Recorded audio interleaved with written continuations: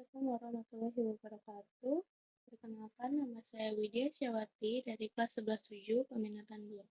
Di sini, saya akan menjelaskan tentang sistem pernapasan manusia atau respirasi. Bayangkan tubuh kita seperti sebuah kota yang sibuk. Setiap sel adalah penduduknya yang membutuhkan pasokan oksigen untuk bertahan hidup dan mengeluarkan limbah karbon dioksida. Lalu, siapakah layanan pengiriman yang tak kenal lelah bekerja 24 jam tanpa henti untuk memastikan pasokan dan pembuangan limbah ini tuh berjalan dengan lancar? Itulah sistem pernapasan. Nah, jaringan jalan raya udara yang canggih di dalam diri kita hari ini, kita akan membongkar rahasia bagaimana tubuh kita bernapas, bertukar gas, dan menjaganya nyala kehidupan tetap menyala. Nah, menurut kalian, apa sih sistem pernapasan itu? Jadi, sistem pernapasan ini adalah sistem tubuh yang bertanggung jawab untuk mengambil oksigen dan mengeluarkan karbon dioksida. Nah, mengapa penting? Nah, oksigen ini itu diperlukan oleh tubuh untuk menghasilkan energi dalam tubuh. Nah, sistem dalam tubuh manusia yang berfungsi untuk mengambil oksigen dari udara serta mengeluarkan karbon dioksida sebagai sisa metabolisme. Nah, oksigen ini juga sangat penting karena digunakan untuk proses pembentukan energi di dalam tubuh kita. Nah, tanpa oksigen, sel-sel tubuh kita tuh tidak bisa menghasilkan energi, sehingga tubuh kita tuh tidak dapat berfungsi dengan semestinya, tidak dapat berfungsi dengan baik gitu. Nah, jadi di organ pernapasan ini terdiri dari hidung, laring, faring, trakea, paru-paru, bronkiolus, tabung bronkial, alveolus, diafragma.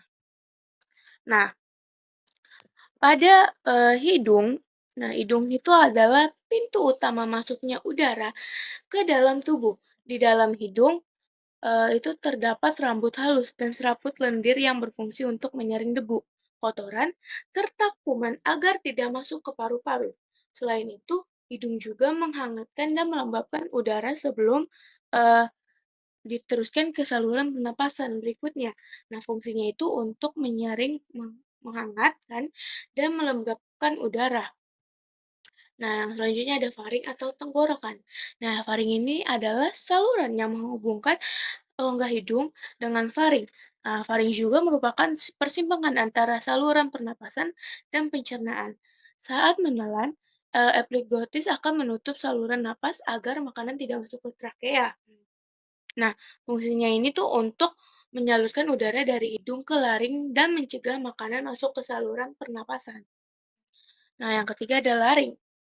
Nah, laring ini terletak di antara faring dan trakea. Nah, laring memiliki pita suara yang dapat bergetar ketika udara melewatinya, sehingga dia tuh menghasilkan suara. Selain itu, eh, laring juga berperan melindungi saluran pernapasan dari benda asing melalui mekanisme epiglottis. Nah, fungsinya itu untuk menghasilkan suara ya dan mengatur agar makanan tuh tidak masuk ke trakea. Nah, yang keempat ada trakea atau batang tenggorokan. Nah, trakea ini adalah pita panjang yang mengalirkan udara dari laring menuju bronkiolus. Nah, trakea ini tuh disokong oleh cincin tulang rawan agar tidak mudah mampat. Nah, bagian dalamnya tuh dilapisi oleh silia dan lendir yang bekerja menangkap partikel kotoran. Nah, dia tuh fungsinya untuk menyalurkan udara ke bronkus serta menyaring kotoran melalui lendir dan silia. Yang kelima ada bronkus. Nah, bronkus ini adalah cabang dari trakea yang menuju paru-paru kanan dan kiri. Nah, bronkus ini tuh membawa udara masuk ke dalam masing-masing paru-paru dan bercabang lagi menjadi bronkiolus. Nah, fungsinya ini untuk menyalurkan udara dari trakea ke paru-paru. Yang selanjutnya ada bronkiolus atau tabung bronkial. Nah, bronkiolus ini adalah cabang kecil dari bronkus yang berukuran sangat kecil dan jumlahnya itu banyak. Nah, bronkiolus ini tuh tidak memiliki tulang rawan, sehingga tuh dia lebih fleksibel dan merupakan jalur akhir udara sebelum mencapai alveolus. Nah, fungsinya itu adalah untuk menyalurkan udara ke alveolus. Yang ketujuh adalah alveolus. Nah, Alveolus ini tuh adalah kantung udara kecil yang berada di ujung bronkiolus. Nah, disinilah tempat pertukaran gas itu terjadi. Oksigen dan udara masuk ke dalam darah dan karbon dioksida itu dari darah dilepaskan ke alveolus untuk dikeluarkan. Nah, banyak kapiler darah mengelilingi alveolus sehingga proses pertukaran gas berlangsung sangat efektif. Nah, fungsinya itu adalah tempat terjadinya pertukaran gas antara oksigen dan karbon dioksida. Nah, yang kedelapan ada paru-paru. Nah, paru-paru ini adalah organ utama pernapasan yang terletak di rongga dada. Nah, paru-paru ini juga tersusun dari banyak alveolus yang bekerja untuk pertukaran gas. Nah, paru-paru kanan terdiri dari 3 lobus, sedangkan kiri ada 2 lobus karena ruang jantung. Nah, fungsinya tuh adalah sebagai tempat terjadinya proses respirasi untuk menyediakan oksigen bagi tubuh dan mengeluarkan karbon dioksida. Nah, yang kesembilan ada diafragma. Nah, diafragma ini adalah otot besar berbentuk kubah yang berada di dasar rongga dada. Nah, gerakan naik turunnya diafragma ini membuat udara masuk dan keluar dari paru-paru. Saat diafragma berkontraksi, ia turun sehingga paru-paru mengembang dan udara itu masuk atau inspirasi. Nah, saat diafragma relaksasi, ia naik sehingga paru-paru mengempis dan udara keluar atau ekspirasi. Nah, fungsinya itu untuk mengatur proses pernapasan melalui mekanisme inspirasi dan ekspirasi. Nah, selanjutnya ada mekanisme pernapasan. Nah, inspirasi atau menghirup. Nah, udara masuk melalui hidung melewati tenggorokan dan menuju paru-paru. Nah, inspirasi atau menghirup. Nah, prosesnya itu terjadi di udara masuk ke dalam tubuh melalui hidung atau mulut, kemudian melewati tenggorokan atau trakea, dan akhirnya masuk ke paru-paru. Nah, mekanisme fisiologisnya itu saat inspirasi, otot diafragma itu berkontraksi dan bergerak ke bawah, sementara otot antar tulang rusuk berkontraksi sehingga rongga dada tuh membesar. Nah, tekanan dalam paru-paru tuh menurun dan udara dari luar masuk. Nah, sedangkan kalau ekspirasi itu menghembuskan, udara yang mengandung karbon dioksida dikeluarkan dari paru-paru. Nah, pada ekspirasi atau menghembuskan, prosesnya itu udara yang sudah mengandung karbon dioksida atau CO2 hasil metabolisme sel dikeluarkan dari paru-paru melalui tenggorokan dan hidung. Nah, mekanisme fisiologisnya itu otot diafragma dan otot antar tulang rusuk bereaksi. Rongga dada mengecil, tekanan dalam paru-paru itu meningkat, dan udara terdorong keluar. Nah, selanjutnya ada fungsi dari sistem pernapasan. Nah, yang pertama mengambil oksigen. Nah, oksigen O2 itu dibutuhkan oleh sel-sel tubuh untuk proses respirasi seluler. Nah, di mana oksigen itu digunakan untuk memecah molekul nutrisi seperti glukosa. Nah, menjadi energi ATP yang digunakan untuk aktivitas tubuh. Nah, tempat pertukarannya itu di alveolus, paru-paru, oksigen dari udara masuk ke pembuluh darah kapiler. Nah, yang kedua ada mengeluarkan karbon dioksida. Karbon dioksida ini atau CO2 adalah limbah hasil metabolisme sel yang harus dikeluarkan dari tubuh agar tidak menumpuk dan mengganggunya keseimbangan asam basa darah. Nah, tempat pertukarannya itu di CO2 dari darah dilepaskan ke alveolus, kemudian dikeluarkan melalui ekspirasi. Nah, yang ketiga itu ada menjaga suhu dan kelembapan udara. Nah, saat udara melewati hidung dan saluran pernapasan, udara tuh dihangatkan dan dilembabkan oleh mukosa atau lapisan lendir dan pembuluh darah di sekitar rongga hidung. Nah, ini tuh mencegah iritasi dan kerusakan pada jaringan paru-paru. Nah, dia tuh juga membantu menyaring partikel debu dan kuman melalui rambut hidung dan lendir. Nah, selanjutnya ada pertukaran gas di paru-paru. Alveolus struktur kecil di paru-paru tempat pertukaran gas.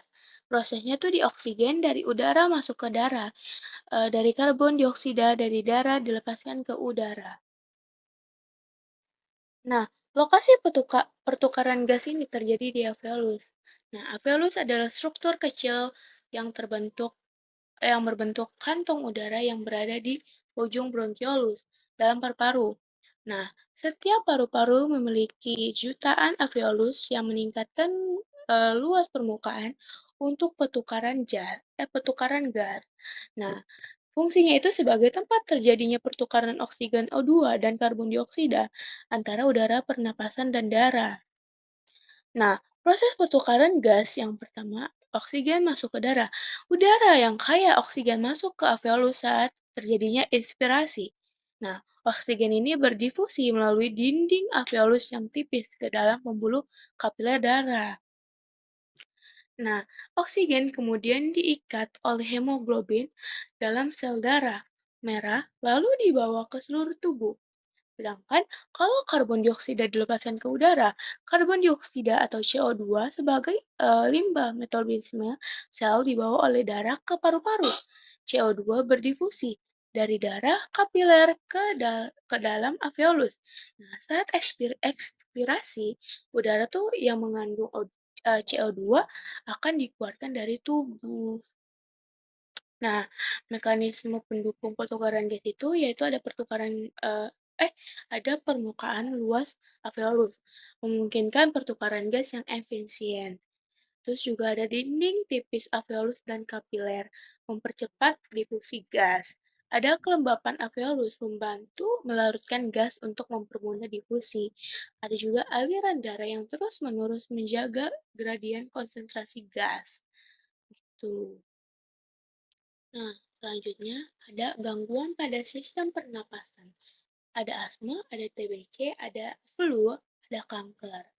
Nah, jadi, pada asma ini adalah penyakit penyempitan saluran napas yang bersifat kambuhan. Penyebabnya tuh bisa karena alergi debu, bulu hewan, nah, asap rokok, udara dingin atau faktor keturunan. Nah, gejalanya itu sesak napas, dada sesak, batuk, dan napas berbunyi ngik gitu. Nah, gimana sih cara penanganannya? Nah, penanganannya itu dengan inhaler untuk melegakan nafas saat kambuh dan obat rutin untuk mencegah serangan. Nah, hindari pemicu agar tidak sering kambuh. Yang kedua ada tuberkulosis atau TBC. Nah, TBC ini adalah penyakit paru-paru menular akibat bakteri yang menyebar lewat udara. Nah, gejalanya itu adalah batuk lama lebih dari 2 minggu, kadang berdarah, demam sore, berkeringat malam, dan berat badan tuh turun. Pengobatannya itu minum antibiotik khusus selama 6 sampai 9 bulan sampai 6 sampai 9 bulan. Nah, tanpa putus. Nah, pencegahannya dengan vaksin BCG dan menjaga daya tahan tubuh. Nah, yang ketiga ada influenza atau flu. Nah, flu ini adalah infeksi virus pada saluran napas yang mudah menular gejalanya nih.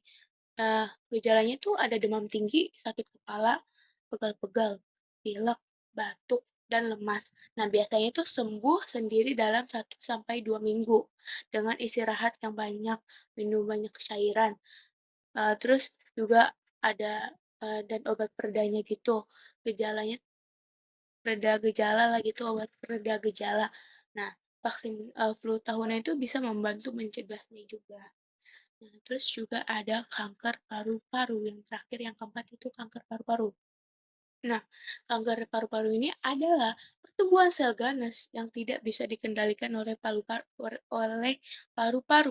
Nah, penyebabnya itu adalah rokok, rokok aktif atau pasif. Nah, paparan polusi.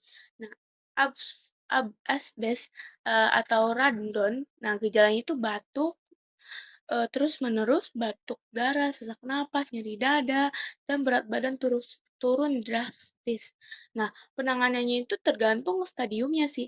Bisa dengan operasi, kemoterapi, radioterapi, atau terapi target.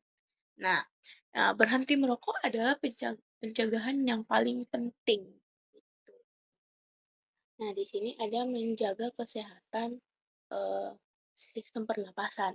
Yang pertama, hindari merokok dan asap rokok. Asap rokok tuh merusak paru-paru, menyebabkan radang dan meningkatkan resiko kanker serta penyakit pernapasan kronis. Jauhi rokok dan lingkungan berasap rokok. Nah, yang kedua ada rajin berolahraga. Olahraga itu harus teratur untuk memperkuat otot pernapasan, meningkatkan kapasitas paru-paru, dan melancarkan aliran oksigen ke seluruh tubuh. Yang ketiga ada hindari polusi udara. Nah, polusi udara ini atau asap kendaraan atau intrusi dan debu dapat mengiritasi saluran napas dan memperburuk penyakit pernapasan. Gunakan masker di luar ruangan dan pastikan ventilasi rumah itu baik. Yang keempat ada konsumsi makanan sehat. Nah, makanan bergizi seperti sayuran, buah, dan makanan tinggi antioksida itu membantu tuh memperkuat daya tahan tubuh dan melindungi paru-paru dan infeksi serta eh, peradangan.